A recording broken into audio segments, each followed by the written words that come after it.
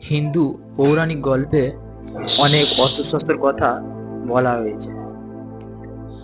এর মধ্যে সবচেয়ে শক্তিশালী মোট 10টি অস্ত্র, যা আপনাদের এই ভিডিওর মাধ্যমে জানাবো।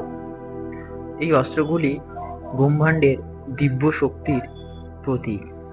অস্ত্রগুলি কেবলমাত্র যুদ্ধে জয় পরাজয়ের স্থিতি নির্ধারণ করেন, সমস্ত জগৎ সংসারকে ধর্মের রক্ষার জন্য বিশেষ দায়িত্ব ফেলে গিয়েছে এই সমস্ত অস্ত্রগুলি।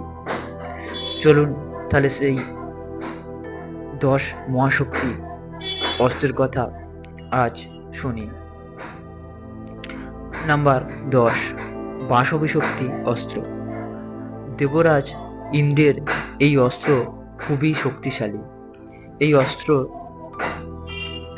একবারই মাত্র কোনো নির্দিষ্ট ব্যক্তিকে প্রহার করার জন্য চালানো যেতে পারে। এই অস্ত্র দিয়ে দ্বিতীয়বার আর কোনো ব্যক্তিকে পরাজয় করা সম্ভব হবে না। মহাভারতে দেবরাজ ইন্দ্র এই অস্ত্র কর্ণকে দান করেছিলেন। বলা হয় যে এই অস্ত্র দিয়ে মহান ধনুর্ধর অর্জুনকে কর্ণ অবশ্যই পরাজয় করতে পারত। কিন্তু ভীমপুত্র ঘটোৎকচ যখন কৌরব সেনাদের মধ্যে হাহাকার ফেলে দিয়েছে, সবাইকে ধূলিসাৎ করে দিচ্ছে, ঘটোৎকচের সেই দানব দেহ, বড় বিকল দেহ নিয়ে, তখন কর্ণ কোনো উপায় না পেয়ে ওই অস্ত্র ঘটোৎকচের ওপর ব্যবহার করতে বাধ্য হন। কর্ণ ওই অস্ত্র ঘটোৎকচের ওপর ব্যবহার করলে ঘটোৎকচ ওখানে মারা যান এবং এই অস্ত্রের প্রভাবও শেষ হয়ে যায়। যদি কর্ণ ওই অস্ত্র অর্জুনের ওপর ফেলতো, তাহলে মহাভারতের হয়তো কাহিনী অন্যরকম হলেও হতে পারত। নাম্বার 9, ব্রহ্মাস্ত্র। ভগবান ব্রহ্মার দ্বারা সৃষ্ট এই অস্ত্র মহা বিনাশকারী। এই অস্ত্রের কোনো পরাজয় ছিল না। তবে এই অস্ত্র তখনই চালানো যেত যখন জেতার সব রাস্তা বন্ধ, কারণ বিশাল বিনাশকারী এই অস্ত্র শুধু নির্দিষ্ট কোনো লক্ষ্যবস্তুকেই নয়, আশেপাশের সমস্ত কিছুকে পুড়িয়ে ছাই করে দিত। সেই স্থান পুরো শুকনো হয়ে যেত, পশু পাখি কিছুই অবশিষ্ট থাকতো না। এই অস্ত্র প্রাপ্ত করতে হলে কঠোর ধ্যান একাগ্রতার সাহায্যে ব্রহ্মদেবকে তুষ্ট করতে হতো, আর ব্রহ্মদেবের আশীর্বাদ স্বরূপ এই অস্ত্র পাওয়া যেত। বজ্র। নাম্বার 8, বজ্র। হিন্দু ধর্মের উল্লেখিত শক্তিশালী অস্ত্রের অন্যতম অস্ত্র হল বজ্র। যখন দেবতা ও অসুরদের মধ্যে যুদ্ধে দেবতাদের পরাজয় প্রায় নিশ্চিত, তখন মহর্ষি দধিচি বেগকুল রক্ষা করার জন্য তার দেহ ত্যাগ করেন এবং তার দেহের হাড় অস্ত্র নির্মাণের জন্য প্রদান করেন।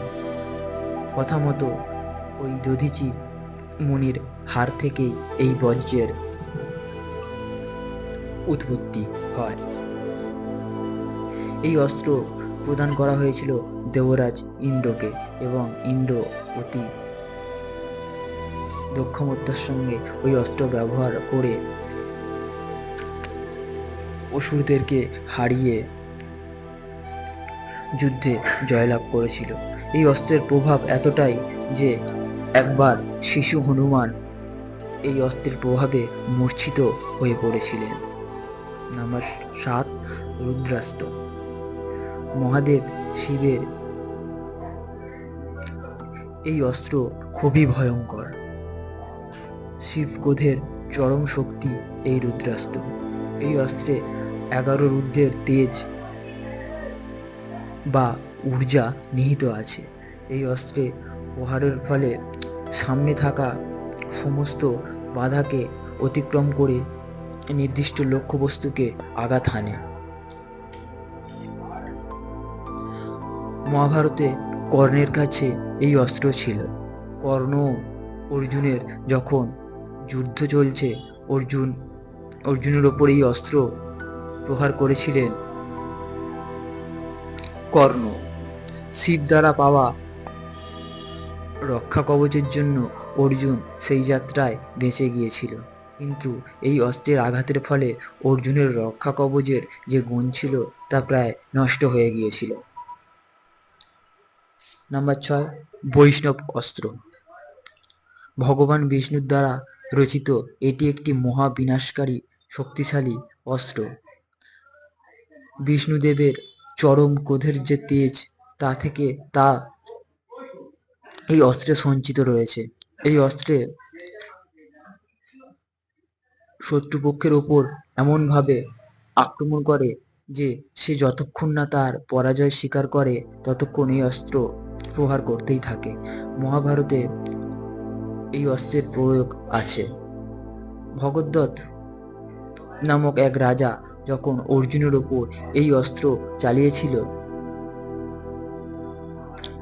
তখন অর্জুনের অবস্থা খুব খারাপ হয়ে গিয়েছিল, কিন্তু অর্জুন সারথি শ্রীকৃষ্ণ স্বয়ং বিষ্ণুর অবতার হওয়ায় এই অস্ত্রটিকে নিজের মধ্যে সমাহিত করে নিয়েছিলেন।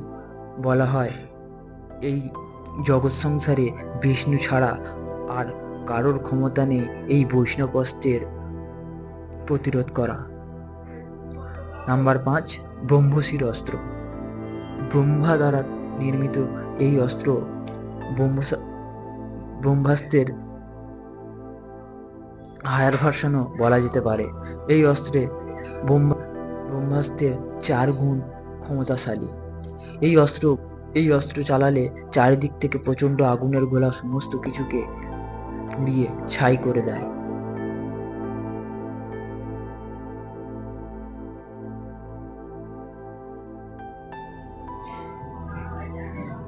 কুরুক্ষেত্রের যুদ্ধে অর্জুন ও অশ্বত্থামা একে অপরের বিরুদ্ধে এই অস্ত্র চালান, কিন্তু এর ভয়াবহতা ও এর প্রচণ্ড তেজ এতই যে জগৎ সংসারকে ধ্বংস করে দিতে পারে। এই ভেবে অর্জুন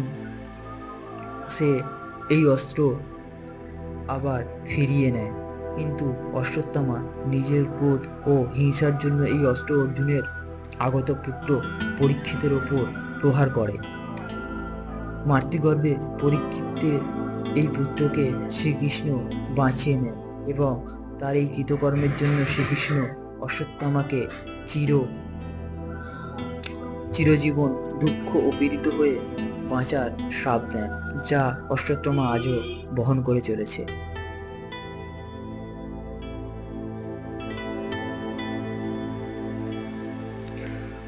নারায়ণাস্ত্র। নারায়ণ দেবের এই অস্ত্র মহা বিনাশকারী ও প্রভাবশালী অস্ত্র। এই অস্ত্র শত্রুপক্ষকে একেবারে ধূলিসাৎ করে দেয়। এই অস্ত্রের বিশেষ গুণ হলো এই অস্ত্রের প্রতি কেউ যদি বীরত্ব দেখায়, অর্থাৎ এই অস্ত্রকে যদি কেউ থামানোর চেষ্টা করে, তার বিরুদ্ধে কাজ করে, তাহলে এই অস্ত্র আরো মারাত্মক হয়ে যায়। চতুর্দিক থেকে হাজার হাজার মিসাইল, তীর, আগুনের গোলা শত্রুপক্ষের ওপর মুহুর্মুহ পড়তে থাকে। এই অস্ত্রকে কোনোভাবেই থামানো সম্ভব নয়। যখন কুরুক্ষেত্রের যুদ্ধে এই অস্ত্র প্রহার করা হয়েছিল তখন একের পর এক পাণ্ডব সেনা নিহত হয়ে যাচ্ছিল। শ্রীকৃষ্ণ অন্তর্যামী, তিনি অতি সহজেই এই অস্ত্রের গুণের কথা বুঝতে পারেন এবং সমস্ত পাণ্ডব সেনাদের বলেন যে তারা যেন অস্ত্র ত্যাগ করে ওই অস্ত্রের প্রতি শরণাপন্ন হয়। তখন শ্রীকৃষ্ণের কথা মতো সমস্ত পাণ্ডব সেনা ওই সমস্ত অস্ত্র ত্যাগ করে ওই অস্ত্রকে সম্মান জানিয়েছিল এবং শ্রীকৃষ্ণের কথা মতো সেই অস্ত্র তখন পাণ্ডব সেনাদের উপর প্রহার করা, মুহুর্মুহু করা বন্ধ করেছিল। নাম্বার 3, পাশুপাত অস্ত্র। আর এক অন্যতম অস্ত্র হলো এই পাশুপাত অস্ত্র। বলা যায় যে সৃষ্টির ধ্বংসকারীর মূল অস্ত্র হতে পারে এই পাশুপাত অস্ত্র। এর মধ্যে যা শক্তি নিহিত আছে তা ব্রহ্মাণ্ডকে এক নিমেষেই ধ্বংস করে দিতে পারে। বলা হয় যে এই পাশুপাত অস্ত্রে রয়েছে বিশ্বব্রহ্মাণ্ডের সমস্ত পশু ও পাখিদের তেজ, তাদের আত্মার যে শক্তি, সেই শক্তি। এই অস্ত্র খুবই তেজস্বালী এবং খুবই ভয়ানক, যা বিনাশ ও সৃষ্টির মধ্যে সমঝোতা স্থাপন করে। সুদর্শন চক্র। সুদর্শন চক্র হল শ্রী হরিনারায়ণ দেবের অন্যতম প্রধান অস্ত্র, যার গুরুত্ব অপরিসীম। এর মধ্যে রয়েছে 108টি তেজ ধারওয়ালা ছুরি, যেগুলি বাতাসের মধ্যে খুব দ্রুত বেগে ঘুরতে থাকে এবং বাতাসের সংস্পর্শে অগ্নির ন্যায় প্রজ্বলিত হয়ে শত্রুকে দমন করে। ভগবান শ্রী বিষ্ণুর অন্যতম অস্ত্র হলো এই সুদর্শন চক্র। নাম্বার একে রয়েছে ত্রিশূল। মহাদেবের হাতে যে ত্রিশূলটি দেখা যায়, এর ক্ষমতা অপরিসীম।